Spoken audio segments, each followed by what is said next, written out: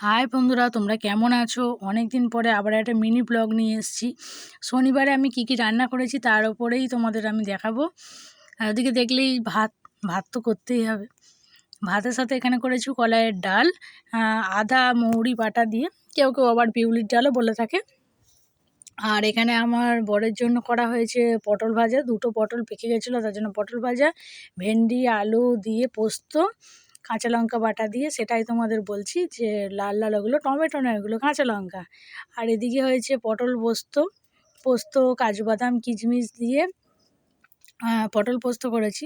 যেহেতু আজকে শনিবার নিরামিষ, তার জন্য এই রান্না। আর রাতের জন্য করা হচ্ছে ঘুগনি, কারণ আমাদের এখানে সকাল থেকে প্রচুর মেঘ করেছিল। ঘুগনি করেছিলাম রাতে পরোটা করবো বলে। আর দেখো এদিকে যেই একটু সন্ধে হয়েছে মুষলধারে বৃষ্টি, আমার মেয়ে এখানে হাতে জল নিয়ে খেলা করছে। তারপরেই করতে এলাম, বৃষ্টিটা একটু কমলো, কমার পরেই আমি পরোটা করলাম। আটাটা মাখাই ছিল, সন্ধ্যের সময় মেখে রেখে দিয়েছিলাম, তারপরে পরোটা করলাম। আর এই যে হটপটে পরোটা। তা কেমন লাগলো ভিডিওটা জানিও। Tata bye.